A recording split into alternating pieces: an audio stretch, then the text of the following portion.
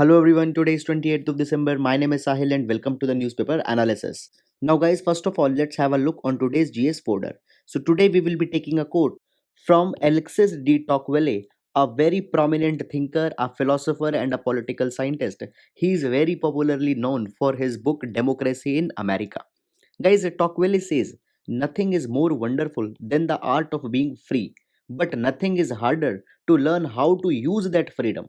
Now, this balance is very intricate, and even Gandhiji said that you cannot enjoy your rights if you don't realize your duties. So, guys, realizing the freedom or getting the freedom is just like getting a right, but a right comes with its own obligation, and duties are needed to be kept in mind. But this intricate balance is not known by the participants of democracy, and therefore, many a times, in just an attempt to curtail the unwanted elements who are misusing the freedom, the right to freedom is also denied or is also curtailed for the people who had used them into a wise and liberal manner. So, guys, one person's abuse of right to freedom might lead to dire consequences onto the many terms. So, therefore, responsible freedom of speech needs to be the motto. Now, guys, this particular quote you can utilize into the GS paper number 2 as well as into the topics of essay. So, guys, that's it. And now let's take the today's newspaper analysis. And guys, one piece of information, you can visit our Telegram channel and can join our Telegram channel. There I post all the PDF of these infographics which I am using here, as well as the selected articles from the EPW, Down to Earth, and various other sources. Important reports are also posted onto the Telegram channel. The information for the Telegram channel has been provided into the description box below. Guys, in today's newspaper there are no much relevant attachments into the Hindu newspaper. So if you just follow the Hindu newspaper, guys, you need to follow the utmost discretion and a kind of a wiseness. See, this is the news from the page number 1, where the Hindu newspaper is telling that the two brand of shoes, that is the Galwan Black Cherry and Point 4 Mehendi Yellow shoes, they have been launched. Apart from this, the shoes such as Doklam, Kargil, Point 5, they have launched. So these kind of nonsense information are being provided. So if you just follow one newspaper, then guys, you need to be very careful in selection of the newspaper articles. Moreover, friends, nowadays large number of articles are coming with respect to the vaccination policy that the center government should adopt. Even in today's newspaper, there are the articles onto this particular line. You are simply not required to read these kind of things, because by the time you will be writing the next mains examination, these vaccine policies would have been defined, and large number of vaccine would have already been taken up. So therefore, with respect to the point of view of examination, they are not needed for your exam. However, guys, taking up the first article for today. So this particular article has been taken from the Business Standard newspaper, and here we can just see a case study which you can provide in GS paper number 2, that is the alternative dispute resolution, as well as in GS paper number 3 when we talk about resolving the commercial disputes into the infrastructure sector in India. See what has happened.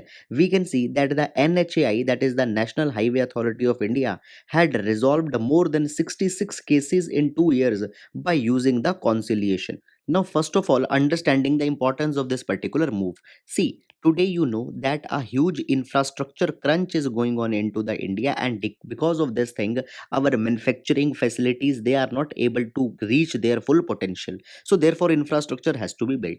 Secondly, guys, today we need to invest too much of the money as a kind of a capital expenditure, because that capital expenditure will be pumping the money into the economy. That particular money will be used for creating the employment and all such kind of thing. And thirdly, guys, if you see today there are large number of NPAs, that is a non performing asset, and simply the huge load of NPA is because of the money that has been struck into the infrastructural projects, and the infrastructural projects are being stalled because of the unnecessary disputes and all such kind of thing.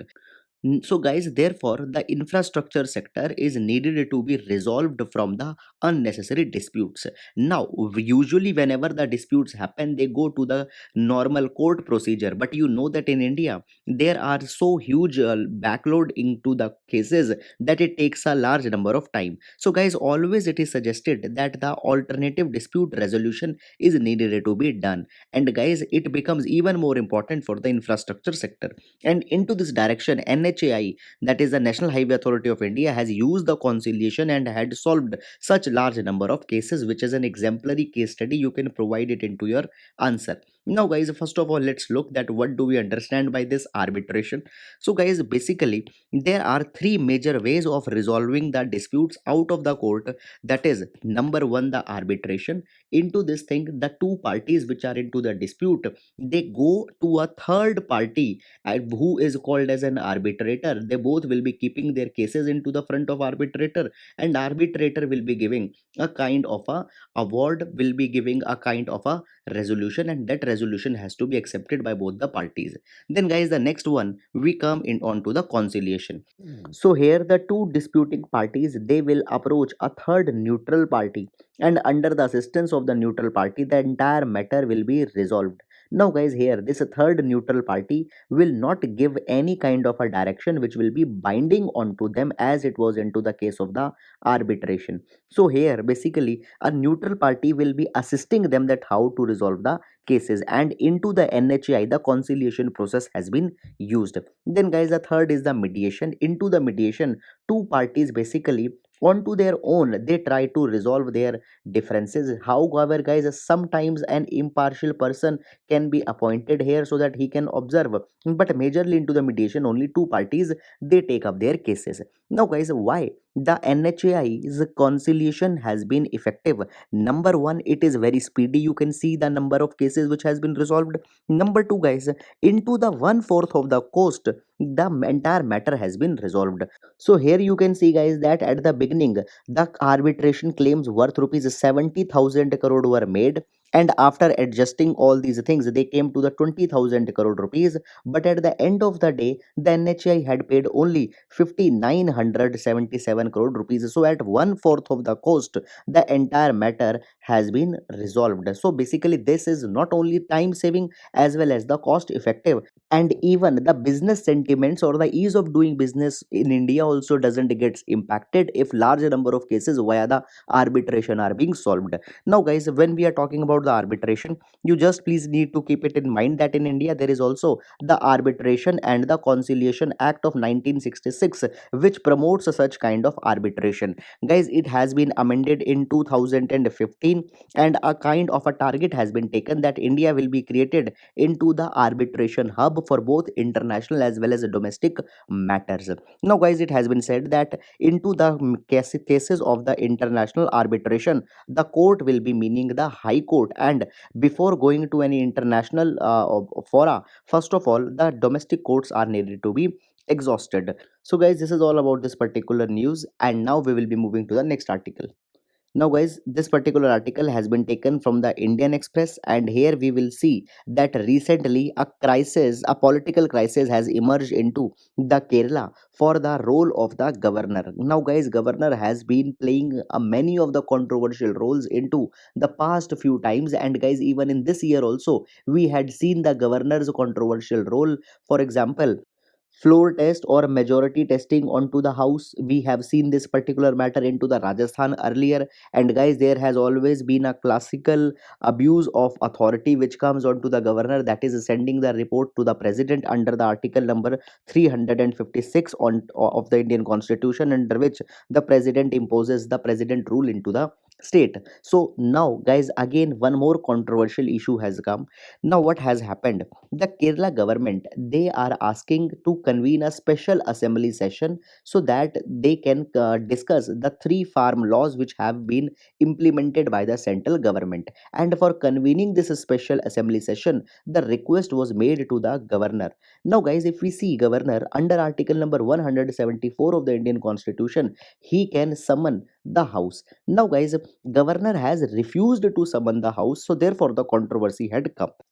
Now, guys, actually, if we make a kind of an analysis into this particular development, so see, there is article number 163 into the constitution, and it say that governor had to act as per aid and advice of the council of minister, and into this particular capacity he cannot refuse to convene the special assembly session if it is being asked by the government. However guys, there are only two conditions when governor can refuse the aid and advice.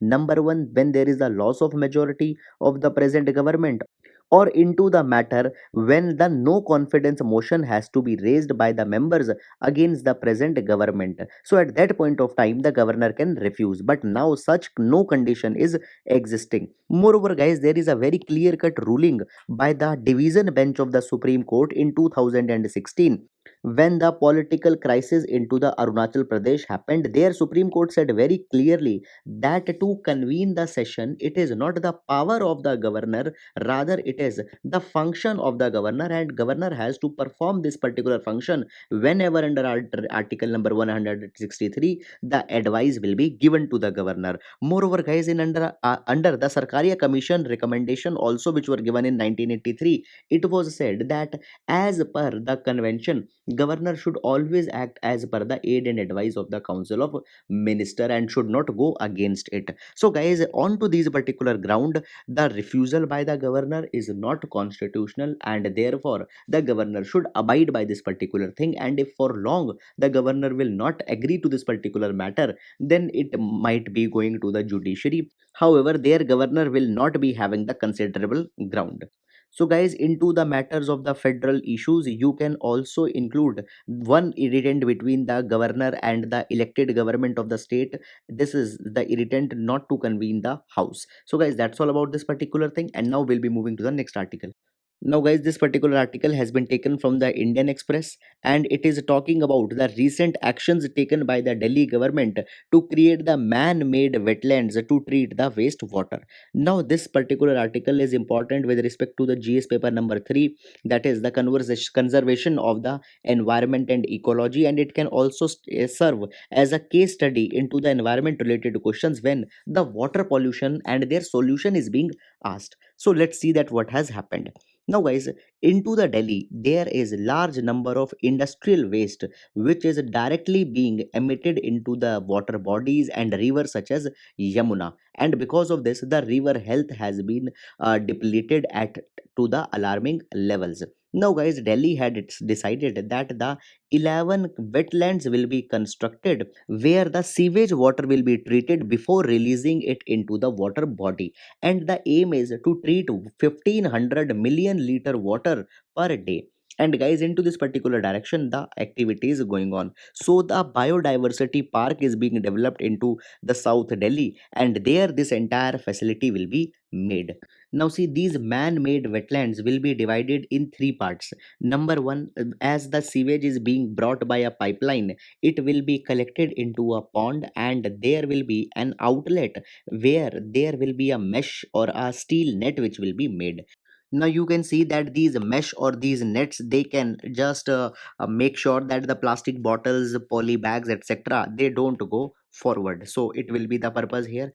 After that guys, the second part of the wetland, see here the artificial ridges or artificial gradients or the kind of disturbances will be created so that into the water the turbulence comes. Now guys, there is a principle into the ecology, that is the principle of aeration. It says that if you will create a turbulence or disturbance into the water, the bubbles will form due to which the toxic gases will escape, and guys, this aeration process also increases the dissolved oxygen into the water. Now see, you know that into the toxic waste, when the waste is to be decomposed, we need to increase the activity there, and for that the dissolved oxygen is needed. So guys, here via the process of aeration the level of dissolved oxygen will be increased. Then guys, the water, this particular water will be entering into the third phase of the wetland, and here more than 25 species of plant will be there, such as the typha plant, phragmite plant, cypress plant, ipomia. These plants have that tolerance to the sewage water, and even they thrive onto the nutrients which are there onto the sewage water, and they clean the water from the harmful toxic substances. And guys, then finally the water will be released into the water bodies, into the river, and then it will not be it will be with so much of toxicity and will not be bad for the river health or river ecology. So guys, this is the entire initiative which is being taken up. You can explain it, you can give it as a case study, and it will be further helping you into good quality answers. So that's all about this particular article, and now we'll be moving to the next article. Now, guys, this particular article has been taken from the Financial Express newspaper, and here we can see it has been said that how the artificial intelligence can be leveraged for the governance. So, this particular article becomes very important for our GS paper number 2 under the topic of the e governance and the new tech governance. Now, guys, see, it has been provided that government is running so many of the welfare schemes, but we know that the welfare schemes they suffer with a two pronged problem. Number one, either there are the ghost beneficiaries which are taking the benefit though they are not supposed to be taking it, and then secondly there are the legitimate beneficiaries which are not being able to be catered because their names have not been rolled, or due to some kind of a documental problem they have not been able to take the advantage. So guys, there are the inclusion errors as well as exclusion errors. Now, Aadhaar authentication has been used by the government, and by this there are large number of corruptions and irregularities had come down, but still there are challenges. And guys, recently we had seen that there is the scholarship scam which happened into the Jharkhand, and this scholarship scam still shows that the government's identification of the beneficiary has not been good. Now, Ministry of Electronics and Information Technology recently had floated that they will be doing the kind of a exercise where the beneficiaries will be identified by using the artificial intelligence as well as by the data analytics. Now, guys, along with the Ministry of Electronics and IT, even the Niti Aayog is floating the Eravat initiative, which is a kind of a cloud infrastructure, and it has the potential that it can run many of the artificial intelligence applications of the government. So guys, into this particular backdrop, a case is coming that the artificial intelligence can bring many number of advantages into the governance. For example, guys, by using the analytics, it was identified that into the Ayushman Bharat, there were 111 hospitals in which the fraud was being committed, and by using analytics, this fraud was identified. Guys, today, if we see the example of one particular scheme, that is the Ayushman Bharat, the number of registrations have increased to such enormous numbers. In 2019 November, there were 67 lakh hospitalizations, and by this 25 December, 1.49 crore hospitalizations have been observed into the Aadhaar. And many a times people are claiming the fake reimbursements for the treatment. How this particular defect can be identified? Just by using the artificial intelligence data analytics. Similarly, guys, recent scam into the Jharkhand would not have happened if the artificial intelligence along with the Aadhaar authentication has been utilized. Now, guys, today if we see specifically into the agriculture sector, there are large number of the startups which are using the artificial intelligence to predict the productivity of the crop into the coming years. They are identifying that what are the best ways of using the irrigations, and in all such way the artificial intelligence is being utilized. And guys, a recent research by the NASCOM and the Google had indicated that a marginal increase into the artificial intelligence can add 2.5% to the GDP into the immediate term, and the long term benefits will be even more. So it is very important that right now the industry as well as the government take up the initiatives that they can leverage the AI into the Indian landscape. So guys, this is all about this particular article. You can please use this particular data from the NASCOM as well as Google also. So that's it, and now we'll be moving to the next article. Now, guys, this particular article has been taken from the Business Standard newspaper, and it is talking about some considerable points and some considerable data has been given as why India should join the RCEP and should not stay into the trade isolation environment. Now, guys, first of all, when we talk about RCEP, it stands for the Regional Comprehensive Economic Partnership, where the 16 countries were expected that they will be joining up the partnership. Now, guys, India was one among these 16. However, India had not joined the RCEP. So there are now 15 countries which had finally started the RCEP, which is a multilateral platform where the countries have come together and they have agreed to reduce the tariffs and to increase the trade and integration among themselves. Now, see, it has been provided that if India wants to attain the sustainable growth, for that the export are very much important. But guys, India's exports they are underperforming, and our export fell by 9% into the November. But at the same time, China's export sector grew by 20%. Guys, India's export is even behind the countries such as the Vietnam and Bangladesh. So therefore, India needs to work on to our export policy as well as our integration with the world. Now, RCEP would have been a kind of an opportunity, but India missed it. Now, guys, if we see the potential of the RCEP, then 30% of the global output in 2019 was made by the RCEP country, and it will be going up to 50% by the 2030. Moreover, if we talk about the import potential of the RCEP, then guys, the goods worth $5 trillion they were imported by the RCEP countries wherever into the North America. Only $3 trillion worth of goods were imported. So, guys, even the RCEP is surpassing the North America, and into the times to come, it will be even more giant than that. Now, India's policy has been entirely negative since 2014. The import tariffs have been increased onto the 70% of the goods. Guys, because of this, India will become the high cost economy, and due to it there will be the less FDI will come in India, because guys, simply there are companies which want to relocate from China. They want to start their business and their factories into India, but for them many a times the critical components have to be imported, and if the import duties will be high, they will not simply be able to establish their establishments, and therefore India will not be able to enter the global value chain, and into the long term it will be impacting the India. So, guys, we need to work on to lowering down the trade tariffs as we have done since 1991, and into this particular direction, we need to go and should not shy away with the RCEP. The integration with the world a necessary component, and basically not joining the multilateral agreement, increasing the trade tariff is not a response. India needs to work on to the productivity, the efficiency of goods, need to make some niche goods which have not been created by other countries, and by this particular way we need to go forward and need to take the advantages. So guys, that's all about this particular article, and now we'll be moving to the next article. Now, guys, this particular article has been taken from the Hindu newspaper, and it is just recalling the events which has happened into the last year into the China. Now, guys, very much not important for our exam, but let's see into the briefly what are the key highlights which has been provided into this particular article.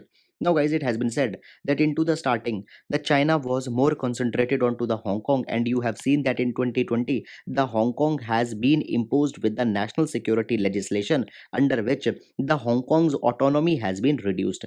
Guys, you might be knowing that in 1997, the Hong Kong was handed over to the China, and it was said that by 2047, China needs to preserve the one nation two system into the Hong Kong. But by imposing the national security legislation, much of the authority China had got over the Hong Kong, and it was said that it is a breach of this 2047 deadline. And guys, because of this particular thing, there was a large number of protests also which happened into the Hong Kong. Earlier, the protest happened in 2014, and guys, now in 2020 again the protests were against this national security legislation. But the China was ready to deal with all such kind of thing and did not bow down, and rather by all such kind of criticisms, even they were there, the national security legislation was imposed. After that, guys, China also came heavily onto the Taiwan, where Taiwan was indicated that it is an intrinsic part of China and should not even think to be a kind of an autonomous region. And then, guys, onto the Himalayan frontier, you know that with the LAC also the dispute is going on. After that, guys, towards the South China Sea also the China flexed their muscle, and even into the World Health Organization it has well said that it has been manipulated by the China by not giving the right information with respect to the present pandemic.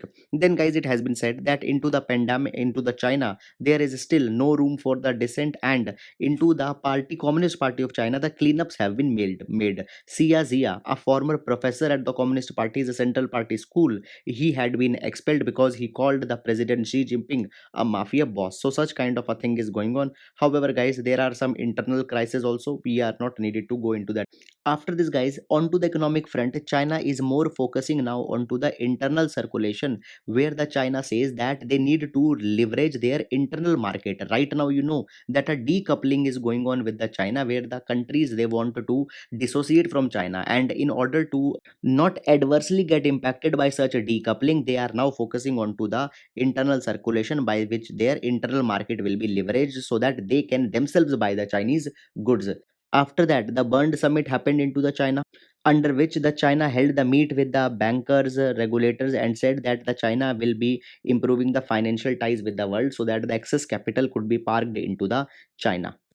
And then, guys, finally comes the wolf warrior approach or the wolf warrior diplomacy. So what is the wolf warrior diplomacy? It is a distinct brand of Chinese diplomacy where today the diplomats, they have become more vocal rather than the subtle. And this thing you can see into the language that is being used by the Chinese diplomats. For example, smashed bodies and bones grounded to powder, such kind of languages are being used by the Xi Jinping himself when he made the Nepal visit. Guys, this particular thing is going against the principle of keeping a low profile, and now China is aggressively coming onto the forefront. And here it has been said that even the USA had played a role into the provocation of the China, because guys, under the Trump, the China and US came to a kind of a forefront, and escalation between the China and US were unprecedented. It might have also led to the wolf warrior diplomacy. Now guys, this is all the major developments which had happened, so just you need to keep an eye. However, if you are regularly following our newspaper analysis on all of these dimensions separately, many of the articles already we have discussed. So guys, that's all, and now we'll be moving to the next article. Now guys, this particular article has been taken from the Hindu newspaper, and here we can see that the Afghan peace talks, they are about to resume again into the Doha, Qatar. Now you might already be knowing that into the Afghanistan, the Taliban had made it as their stronghold, and from there they are breeding the terrorism. Now guys, since 2001, when the blast of the World Trade Center happened, Operation Enduring Freedom is going on, under which the US and their allies, they have stationed their troops into the Afghanistan. And guys, now it is more than 20 years that the crisis is going on, and the economy of the Afghanistan has been ravaged, and even the humanitarian concerns are there. Now it is needed that the Taliban and the Afghanistan government should come onto a kind of a truce, and this compromise needed to be made. Now guys, into the 2020, this negotiation has started between the Afghanistan as well as the Taliban, and the peace deal is being brokered by the USA. Now guys, earlier the US signed a kind of an agreement with the Taliban, where it was said that if Taliban will agree to the peace deal, then the USA will be withdrawing their troops into the next 14 months, and immediately substantial troop will be removed from the Afghanistan. Now guys, presently the intra-Afghan talks are going on, between which the Afghanistan government on one hand and Taliban on to the other hand, they are talking. Now into the past few months, their talks have went well, but there are large number of disputes with respect to religious interpretations, the prisoner exchange, what will be the status of the Taliban, and all such kind of thing is going on. Now guys, for past few months their talk was going on to the hold because of the COVID-19 pandemic and due to the differences. Now the talks are again to be resumed into the Doha. Now guys, the president of the Afghanistan, that is the Mr. Ashraf Ghani, he wants that the talk should happen into the Afghanistan, but now guys, the prospective place will be Doha. And as they will be starting up the talks again, we need to see that how finally these talks will be culminating. So guys, that's all about this particular article, and that's it for the today's newspaper discussion. I hope that you have understood and you have liked the initiative. Thank you so much.